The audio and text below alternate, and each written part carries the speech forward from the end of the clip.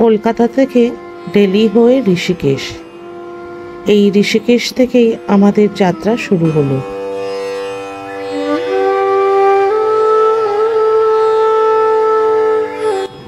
Tour প্ল্যানটা ছিল কিছুটা এরকম।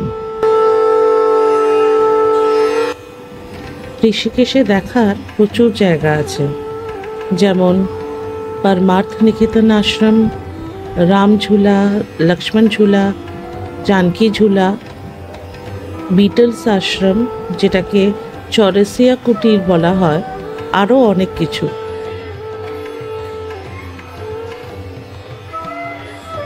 সময়ের অভাবে আমরা আশেপাশে কিছু জায়গা দেখলাম আর কিছু লোকাল স্ট্রিট ফুড খেয়ে আনন্দ করলাম।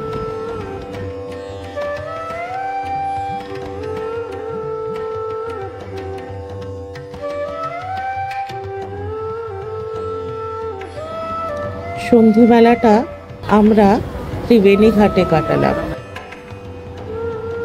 ত্রিবেণী শব্দটার অর্থ হলো কনফ্লুয়েন্স অফ থ্রি। এখানে গঙ্গা আরতি খুব ভালো হয়।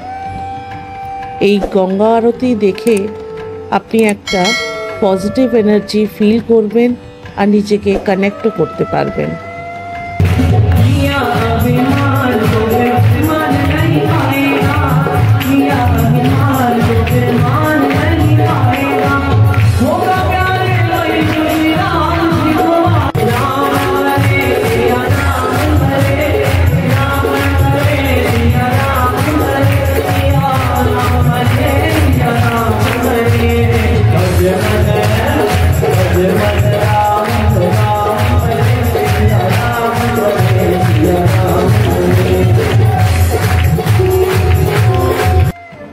পরের দিন আমরা সকালবেলা আমাদের যাত্রা শুরু করলাম।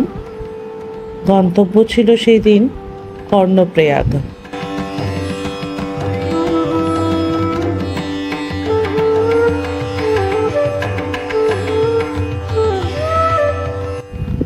কিছুটা আঁকাবাঁকা পথ পেরিয়ে প্রথমে এলো দেবপ্রয়াগ।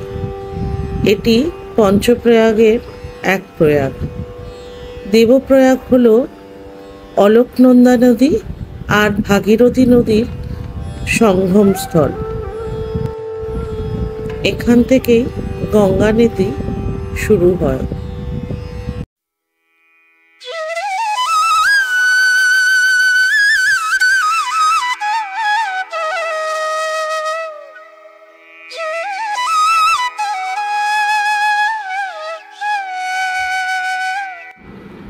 তারপরে পেলাম ধারী দেবী মন্দির। এই ধারী দেবী উত্তরাখণ্ডের চারধাম যাত্রার রক্ষক হিসাবে সম্মানিত।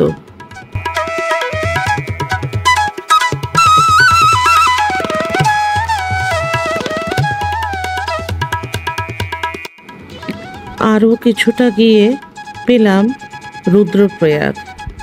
এটি পঞ্চপ্রয়াগের চতুর্থ প্রয়াগ।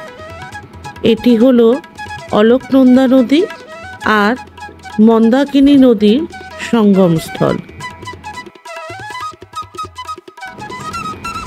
কর্ণপ্রয়াগ আস্তে আস্তে প্রায় বিকেল হয়ে গেল।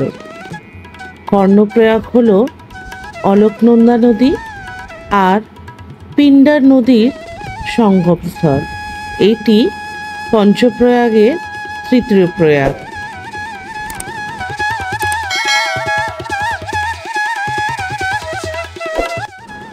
এখানে পৃথিবীর একমাত্র কর্ণ মন্দিরও পাবেন। বলা হয় মহাভারত মহাকাব্যের একটি পৌরাণিক চরিত্র কর্ণ, যিনি কিনা ব্যাপকভাবে পাণ্ডবদের মধ্যে সবচেয়ে ধার্মিক এবং দানশীল ছিলেন। সূর্যদেবকে সন্তুষ্ট করার জন্য তিনি এই স্থানে ধ্যান করেছিলেন।